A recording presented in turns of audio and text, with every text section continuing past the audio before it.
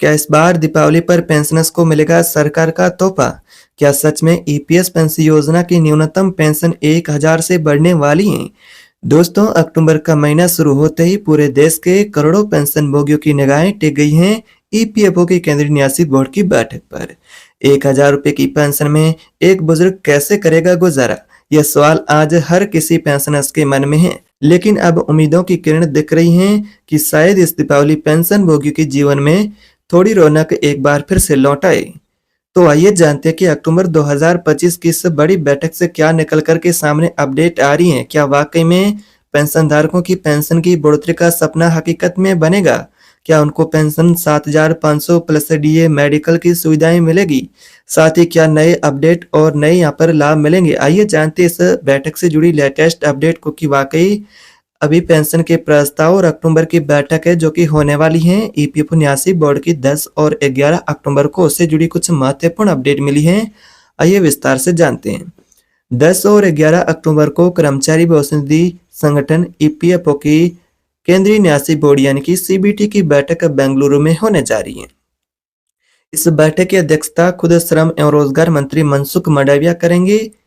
एजेंडे में शामिल है ईपीएफ ब्याज दरों की घोषणा, जिसमें करोड़ों जो कर्मचारी हैं, रिटायर्ड लोग हैं, उन पर इसका यहाँ पर बहुत ही अच्छा प्रभाव होगा। उन सभी को राहत मिलेगी। जो ब्याज दरें होगी ईपीएफ की, उनके बारे में आपको घोषणा देखने को मिल सकती हैं। साथ ही आपको ईपीएफ के पोर्टल को लेकर भी अपडेट देखने को मिल सकता है। और सबसे अहम सवाल है जो कि ईपीएस के लाखों पेंशनर्स का, जो कि ईपीएस 95 पेंशन में बढ़ोतरी का प्रस्ताव। रिपोर्ट के अनुसार न्यूनतम पेंशन को 1500 से बढ़ाकर 2500 करने पर भी चर्चाओं का दौर एक बार फिर से तेज हो चुका है। लेकिन कई ट्रेड यूनियन और एनएससी संगठन 7500 न्यूनतम पेंशन करने की मांग कर रहे। उनके साथ में डीए लागू करने की भी मांग है और इस मांग पर वो अड़े हुए हैं। हालांकि 7500 की पेंशन फिलहाल मुश्किल लग रही है, लेकिन 2500 तक का फैसला दीपावली गिफ्ट के तौर पर भी आ सकता है, ऐसी संभावना जो कि मीडिया रिपोर्ट के अनुसार देखने को मिली। लेकिन पेंशन भोगियों की मांग पुरानी वही की 7500 की पेंशन न्यूनतम और साथ में डीए और मेडिकल की मांग पर भी अड़े हुए हैं। अब जानते हैं कि पेंशन की बढ़ोतरी होती है तो इसका असर किन लोगों पर होगा, किन पेंशनर्स को पेंशन बढ़ोतरी का फायदा होगा और आपको वाकई में पेंशन कितनी मिलेगी। भारत में लगभग 67 लाख पेंशनर्स ईपीएस स्कीम से जुड़े हुए हैं।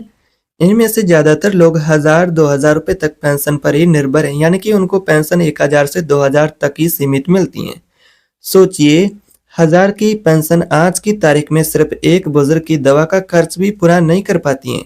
कई पेंशनर्स तो कहते हैं कि पेंशन से ज्यादा तो बच्चे पॉकेट मनी में खर्च कर देते हैं। अगर पेंशन सरकार बढ़ा करके 2500 कर जाती हैं तो बुजुर्गों की आर्थिक स्थिति में थोड़ी सुधरेगी, घर में महंगाई से राहत मिलेगी और दीपावली जैसे त्योहारों पर परिवारों के चेहरों पर एक बार फिर से मुस्कान लौटेगी, यानी कि घरेलू खपत भी बढ़ेगी। यानी पेंशनर्स के पास थोड़ी ज्यादा रकम होगी तो वे अपनी दवा, कपड़े, घरेलू सामान और सेवाओं पर भी खर्च करेंगे। इससे स्थानीय बाजार और छोटे व्यापारी भी यानी कि लाभान्वित होंगे और पेंशन धारक है उनको भी राहत मिलेगी। लेकिन वाकई में असली पेंशनर्स की मांग है कि सरकार 7500 की पेंशन के साथ में डीए और मेडिकल लाभ दे। तो वाकई में यह सपना सच होगा, ये तो बोर्ड बैठक के बाद ही सामने आएगा। लेकिन पेंशनर्स की भी मांग एक मजबूत मांग है। लेकिन दोस्तों, ये पेंशन योजना आखिर क्या है, इसमें समस्या कहाँ से शुरू हुई है? तो इसमें बात करें तो ईपीएस यानी कि कर्मचारी पेंशन योजना 1995 में शुरू हुई थी, जिसको 30 साल भी हो चुके हैं लगभग।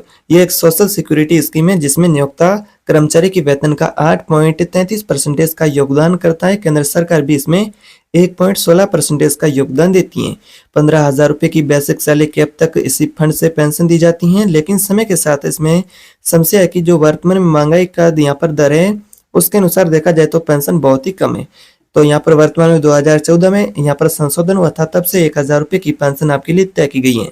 लेकिन तब से महंगाई कई गुना बढ़ चुकी है। लेकिन अब पेंशन की वही राशि है जिससे पेंशन भोगी बढ़ाने की मांग कर रहे हैं। पेंशन संगठन है, खासकर ईपीएस के लिए यहाँ पर बात करें, नेशनल एक्शन कमेटी यानी कि नेशनल एजुटेशन कमेटी के द्वारा लगातार ये मांग की जा रही है कि न्यूनतम पेंशन 7500 प्लस महंगाई भत्ता डीए भी लागू किया जाए और बुजुर्ग जैसा कि दंपति उनके लिए मेडिकल की सुविधा मिले, सस्ती मेडिकल सुविधा।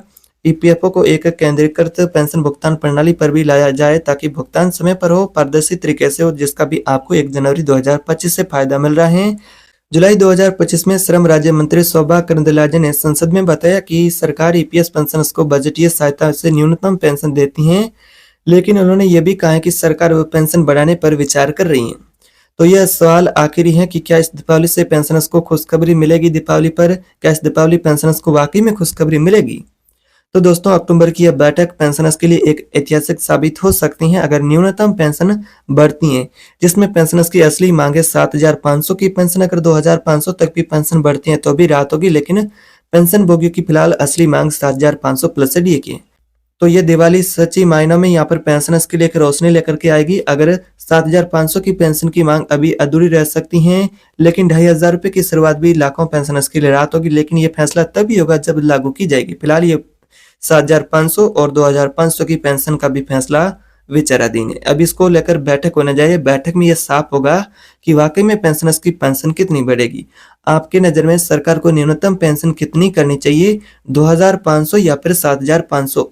अपनी राय कमेंट बॉक्स में जरूर बताइएगा। अगर आपको वीडियो या जानकारी अच्छी लगी है तो वीडियो को लाइक करें, चैनल को सब्सक्राइब करें और ऐसे ही बड़े अपडेट के लिए चैनल को सब्सक्राइब करना ना भूलें।